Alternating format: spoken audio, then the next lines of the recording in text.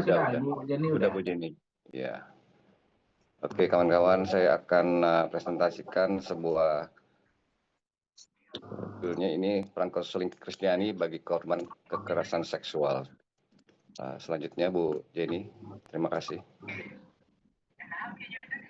Oke, latar belakang ini krisis di gereja tentang kekerasan seksual.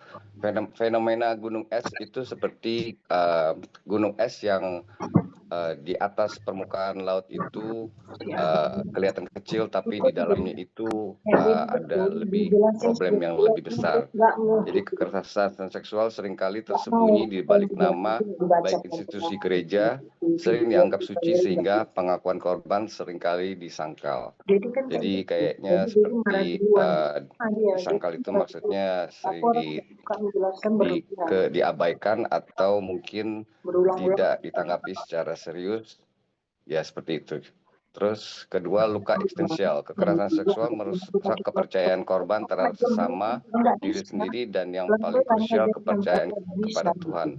Jadi karena kejadian kasus seperti ini, mereka itu sepertinya tidak layak dan tidak mau ke gereja lagi, dan mereka juga akan menjauhkan dirinya dari Tuhan, imannya terganggu. Terus urgensi pemulihan, gereja dianggap dipanggil untuk menjadi rumah sakit rohani yang aman, bukan sekedar tempat menghakimi dosa, tetapi memulihkan korban. Jadi di dalam gereja fungsi kita sebagai jemaat tidak boleh menghakimi, malah kita harus membantu dan mensupport mereka. Oke, slide ketiganya, memahami trauma kompleks PTSD. Yang sekarang kita bahas ini contohnya adalah kekerasan seksual, isolasi. Tujuannya terputusnya hubungan dengan kenyataan atau perasaan sendiri, korban merasa berada di luar tubuhnya. Jadi mereka sepertinya sudah tidak ada kepercayaan diri sendiri atau perasaannya sudah terganggu. Kedua, hypervigilance, kewaspadaan berlebihan, sering panik tiba-tiba dan ketidakmampuan merasa aman di lingkungan apapun.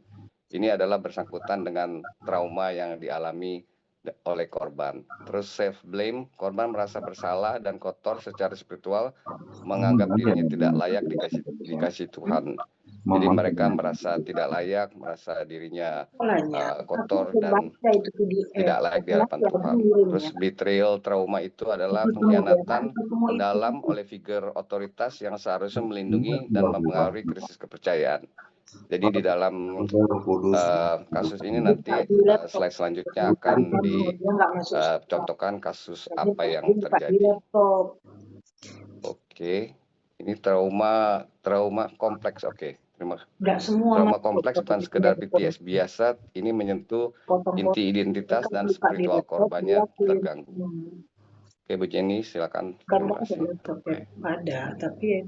Tuhan dekat kepada orang-orang yang patah hati dan ia menyelamatkan orang-orang yang remuk jiwanya. Di dalam Mazmur 34 ayat 19. Dasar teologis, imago Dei, setiap korban tetap berharga dan mulia di mata Allah meskipun telah dilukai. Pemulihan bukan sekedar kesembuhan psikologis, ini pemulihan gambaran Allah dalam diri korban. Jadi, oke.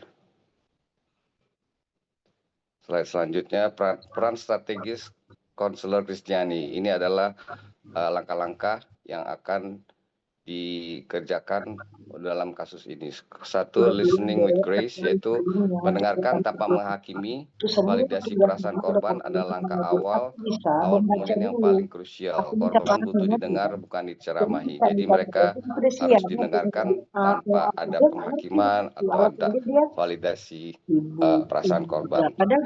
Yang kedua adalah safe environment, menciptakan ruang aman, fisik dan emosional, SOP perlindungan sehingga korban berani berbicara dan merasa terlindung. Jadi kita harus di dalam psikologi kita harus memberikan mereka rasa nyaman untuk sharing dan cerita kasusnya seperti apa. Yang ketiga adalah spiritual guidance, yaitu membantu korban menemukan kembali citra Allah yang penuh kasih, bukan Allah yang menghukum, melainkan Allah yang menyembuhkan. Jadi spiritual guidance ini untuk membantu mereka mengembalikan kepercayaan dan imannya kepada Tuhan. Selanjutnya Bu Jenny, terima kasih.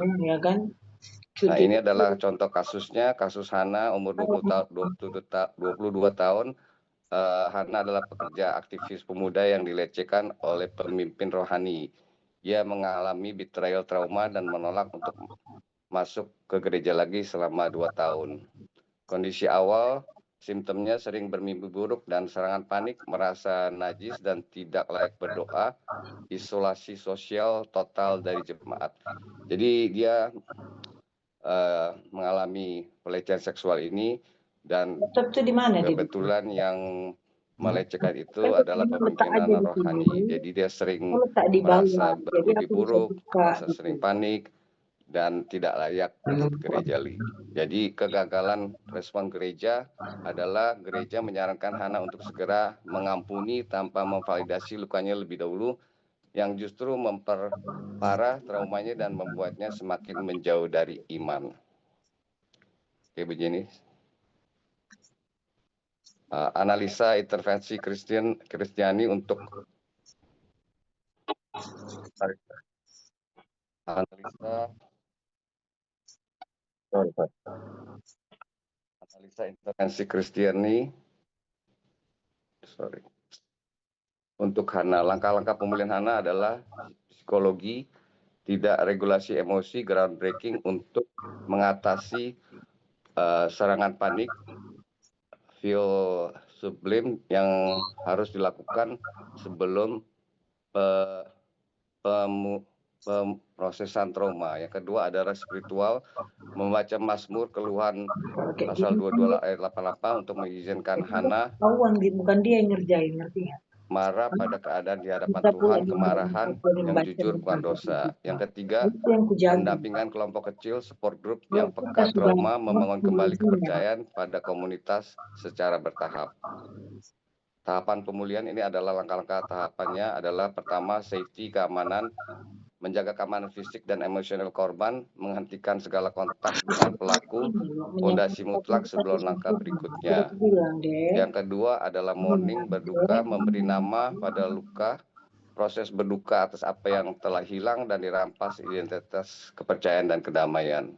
Yang ketiga, reconnection, koneksi baru, membangun kembali relasi sehat dengan komunitas dan menemukan makna hidup yang baru pasca trauma. Etika dan kode etik konselor Kristiani. Prinsip etika adalah confidentiality. Penerapan di dalam gereja adalah kerahasiaan mutlak. Informasi korban tidak boleh dibocorkan kepada siapapun. Tujuan utamanya adalah membangunkan kepercayaan atau trust. Jadi ini diciptakan untuk dirahasiakan dan tidak diomongkan dengan orang-orang lain. Non-judgmental, menghindari sikap menyalahkan korban, victim blaming dalam bentuk apapun. Tujuan utamanya adalah pemulihan harga diri. Yang ketiga adalah supporting, mandatory supporting, kewajiban melapor jika ada ancaman nyawa atau pelanggaran hukum yang terjadi. Tujuannya adalah keadilan dan perlindungan sosial. Jadi kalau dalam kasus ini mungkin harus dilaporkan dengan pihak berwajib untuk melindungi korban yang dikorbankan. Referral adalah untuk merujuk ke psikiatris atau psikologi klinis jika trauma terlalu berat, PTSD kimia. Pemulihan yang profesional. Efektivitas pendekatan holistik di sini adalah chart yang memperlihatkan bahwa data-data mewujudkan bahwa pergabungan dukungan iman dan psikologi memberikan hasil yang paling signifikan bagi korban trauma seksual, dikarenakan psikologi Kristiani dibantu dengan konseling, dengan Roh Kudus, dengan doa, dengan gabungan sel-sel group yang mensupport mereka di dalam gereja itu.